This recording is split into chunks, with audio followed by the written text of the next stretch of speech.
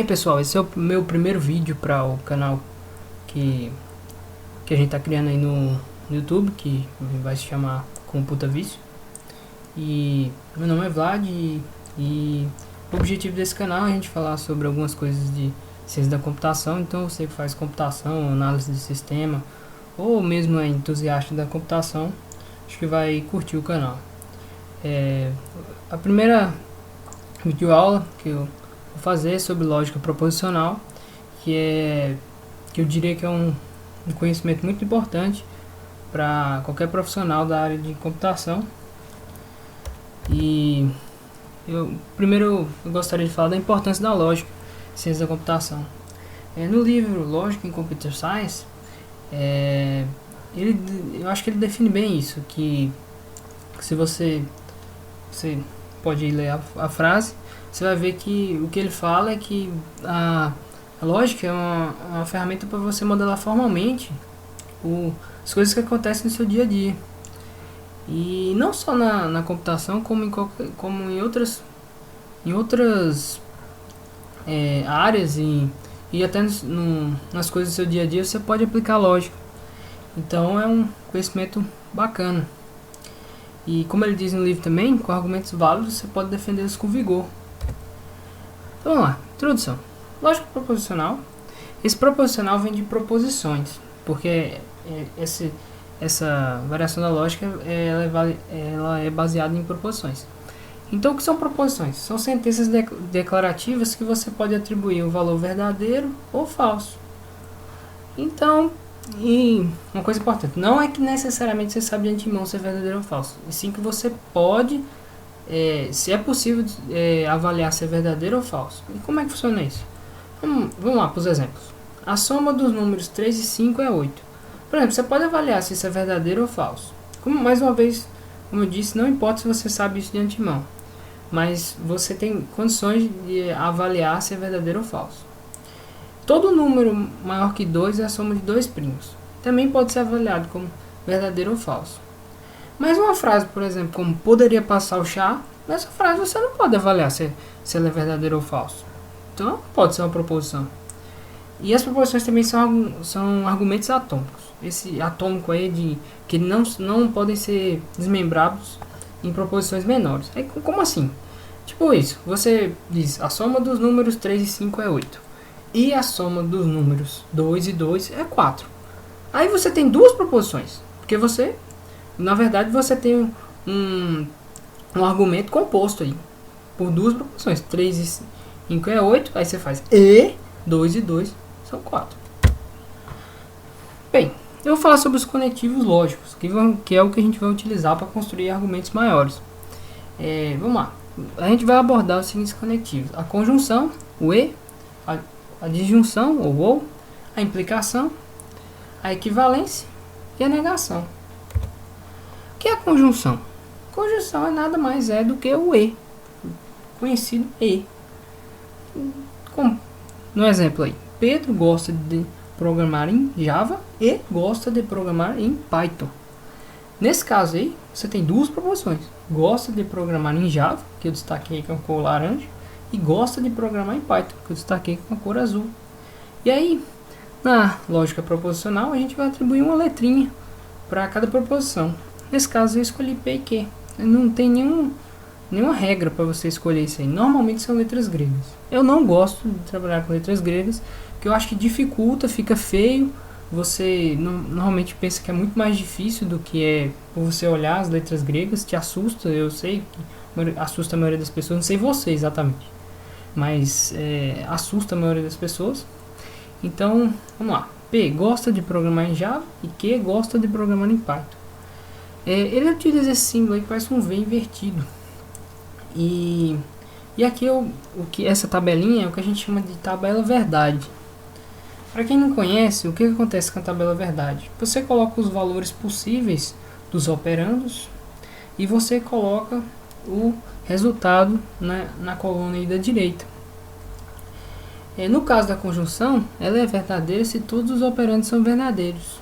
Então, para P e Q tem valor verdade, você sabe que P tem o valor verdade e Q tem o valor verdade, que é o que acontece na primeira linha. Por exemplo, na segunda linha você tem P verdade e Q falso, o valor de P e Q é falso. Na terceira linha você tem P falso e Q verdade, P e Q é falso, P é falso, e Q é falso, P e Q é falso. Então você deve lembrar que na conjunção, ou no E, ou só vai ser verdade a expressão se os dois operandos forem avaliados como verdadeiro. Você precisa ficar com isso na cabeça. Na disjunção, a disjunção ela é verdadeira quando pelo menos um deles for verdadeiro. Então, se um for, ou o outro, ou os dois, aí é verdadeiro. Eu utilizo esse símbolo aí que parece um V. Por exemplo, no exemplo que eu coloquei aí, é Guilherme gosta de tocar guitarra ou gosta de tocar bateria. Então, aí mais uma vez eu destaquei com as cores aí e atribuí uma letrinha para cada um, que é P gosta de tocar guitarra e Q gosta de tocar bateria. Então, você tem P, Q, P ok aí na tabela verdade. E a avaliação da mesma forma que a gente fez anteriormente. Uma coisa importante é que na disjunção e na conjunção não importa a ordem. Tanto faz você escrever Q, P, o P é o Q. Uma coisa que eu acredito que devo destacar é que você sempre deve construir a tabela verdade, por menor que seja a sua forma, porque a gente é muito tentado a errar quando faz de cabeça. Claro que existem formas que você não vai escrever a tabela verdade, que elas ficam muito grandes, mas em geral é bom. A implicação, o condicional. Na implicação a ordem já importa. Ela é esse símbolo aí, a setinha. A gente conhece ela da matemática, né? E, por exemplo, se Júlio estudar bastante, então ele vai ir bem na prova. Tem duas proposições aí, estudar bastante e vai ir bem na prova. Mais uma vez eu atribuí a letrinha, que P para estudar bastante e Q vai ir bem na prova. E você tem o que vem do lado esquerdo a gente chama de antecedente, ou seja, vem antes do antecedente. E o que vem depois é o consequente, que ele é consequência do antecedente. Então, a tabela verdade para o condicional, ela funciona um pouquinho diferente. Porque não em si a tabela verdade, mas o comportamento dele você tem que prestar bastante atenção. Se P for verdade e Q for verdade, ou seja, se estudar bastante verdade vai bem na prova é verdade, nada mais óbvio que é verdade, porque o contrato foi satisfeito. Se ele estudar bastante e ele não vai ir bem na prova, então é falso. Ou seja, esse contrato de implicação, esse se Júlio estudar bastante, então ele vai ir bem na prova, isso é falso. Acredito que seja claro isso, né? Assim, por quê? Porque a própria estrutura, ela já de condicional, ela já te impõe isso, né? Porque se você fez o que foi, digamos assim, combinado, então você espera pelo resultado. Então, se for falso, é falso. Agora, a coisa mais importante que tem, as duas primeiras linhas se comportam bem óbvias, mas as duas últimas não. Que quando o antecedente for falso, aí não importa, porque o condicional vai ser verdadeiro. Como não importa o valor de quê? É simples, isso é regra convencionada, que se você não estudar bastante, você não tem como saber o que vai acontecer. Então,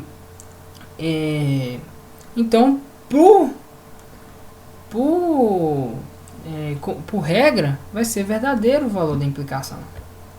Isso confunde muito a cabeça das pessoas, mas é simples. A regra é, se o antecedente for falso, o consequente desculpe, não. O resultado é verdadeiro, não o consequente. Não vamos confundir aqui. Então, outra coisa, a ordem importa. Se você diz que implica em P, note que você está afirmando uma coisa completamente diferente. Entendeu? Por quê? Isso vai dar. A gente vai estudar agora o bicondicional. O bicondicional é justamente isso aí. Aqui a ordem já não importa. Tanto faz Q e P. Por quê? Porque ela é uma implicação para os dois lados. Porque P implica em Q e Q implica em P. Aqui não, é só um lado.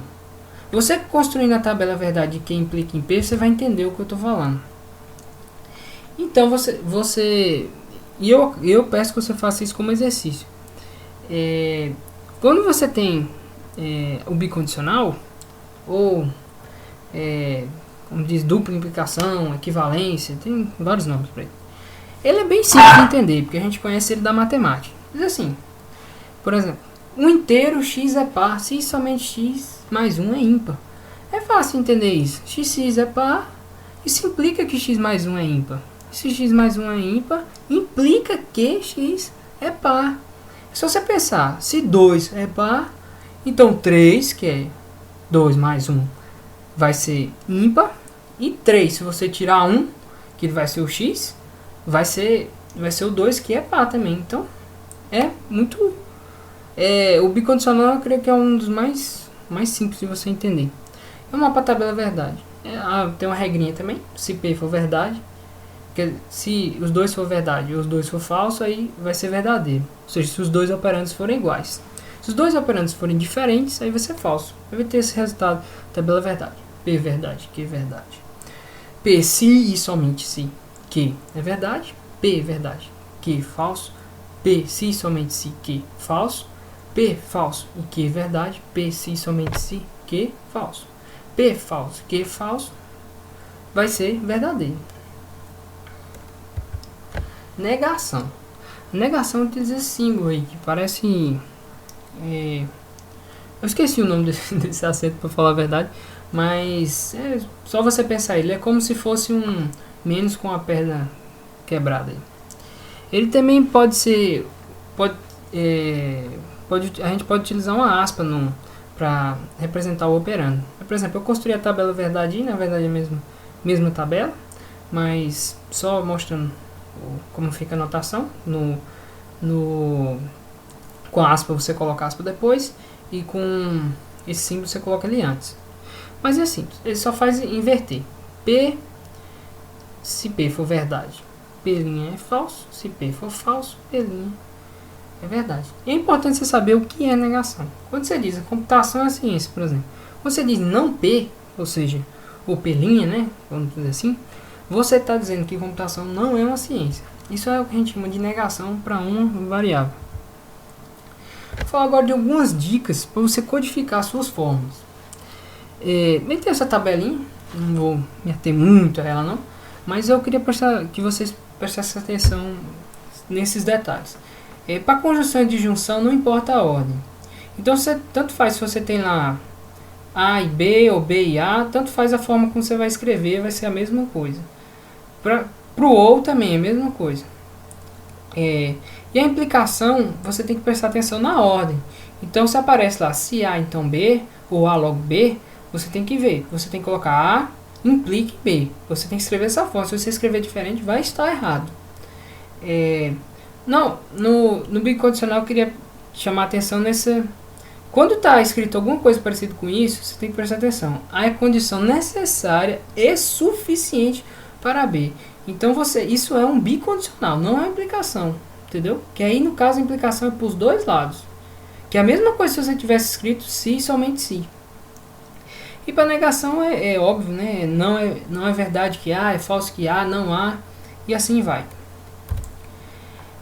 Fórmulas bem formadas. O que são fórmulas bem formadas? São fórmulas que são escritas na sintaxe da lógica proposicional e elas possuem um significado. Eu vou explicar isso através de alguns exemplos que eu criei aqui para vocês. Isso é um exercício bastante comum, né, nas aulas de lógica, que é produzir forma bem formada a partir de sentenças. Você tem aí, vamos para cá. Augusto gosta de futebol e gosta de basquetebol. Você tem gosta de futebol como uma proposição e gosta de basquetebol como outra proposição. E eles estão ligados por um e. Então isso aí é simples. Você olhou, codificou. Isso é o que a gente tem de mais simples para fazer. Que é P gosta de futebol, Q gosta de basquetebol. Lembrando que P e Q podia ser qualquer coisa. Alfa, beta, qualquer letra que você quisesse escolher. E a fórmula bem formada vai ficar o quê? Lógico, P e Q. P que gosta de futebol e Q que gosta de basquetebol. B. Na B já coloquei um pouquinho mais de texto, né? Se Carlos passar na seleção do Google, é uma proposição. E terminar ou desistir do mestrado. Aí você já vê que você vai dividir ali em duas outras proposições, que tem o ou ali, ó. Terminar ou desistir. Então, ele vai trabalhar no Google. Isso vai ser, depois de então, você tem outra proposição. Então, você tem P, passar na seleção. Q, terminar o mestrado. F, desistir do mestrado. G, trabalhar no Google. Então, como é que você vai relacionar isso? Primeiro, você tem que ver que terminar ou desistir do mestrado, isso é como se fosse uma proposição só ligada pelo ou. Então, ela vai ficar entre parênteses ali, Q ou F. Que o Q é terminar o mestrado e F é desistir do mestrado. Então, você tem I, P, que é passar na seleção. Isso aí que vai implicar que é isso aí. Se isso tudo que a gente escreveu aí, então ele vai trabalhar no Google, que vai ser o G. Então, P, I, a parênteses, Q ou F, fecha parênteses, implica em G, é a nossa fórmula bem formada para esse caso. Pronto. C. Como esse é grande, eu vou ler primeiro, depois a gente vai fazer a divisão das proposições e dos conectivos. Vamos lá.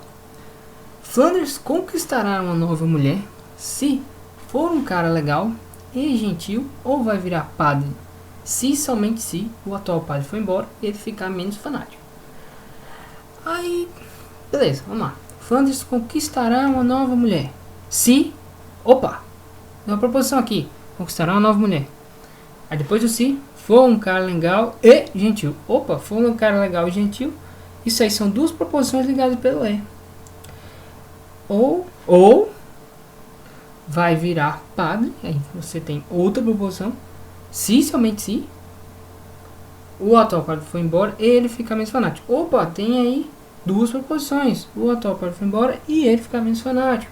Aí pronto, aí você vai lá e coloca as letras. A, conquistar uma nova mulher. B, gentil.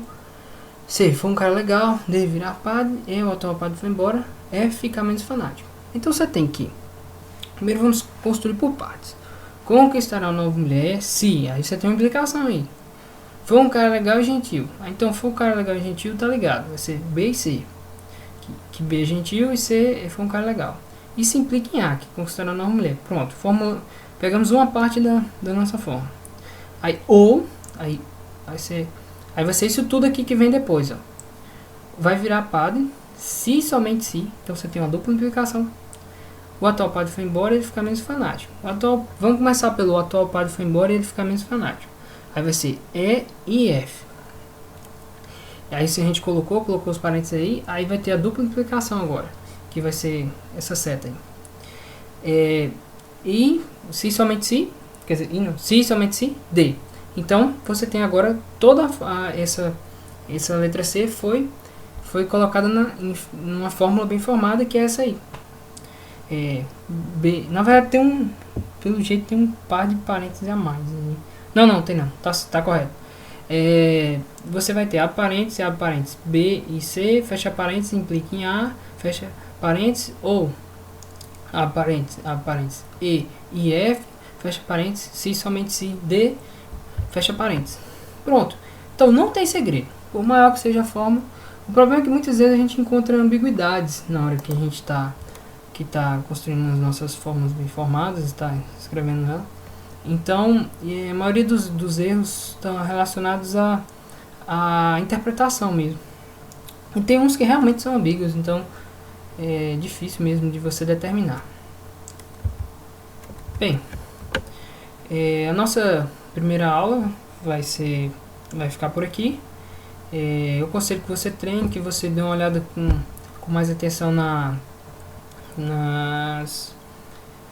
nos conectivos que a gente viu, que você trabalhe essa questão das fórmulas bem formadas, que você pegue uns exercícios na internet, que faça isso, e pronto. E na próxima aula a gente vai prosseguir com o assunto. Vou falar um pouco sobre algumas propriedades, eu vou falar de outras coisas importantes para a lógica, e depois a gente vai fazer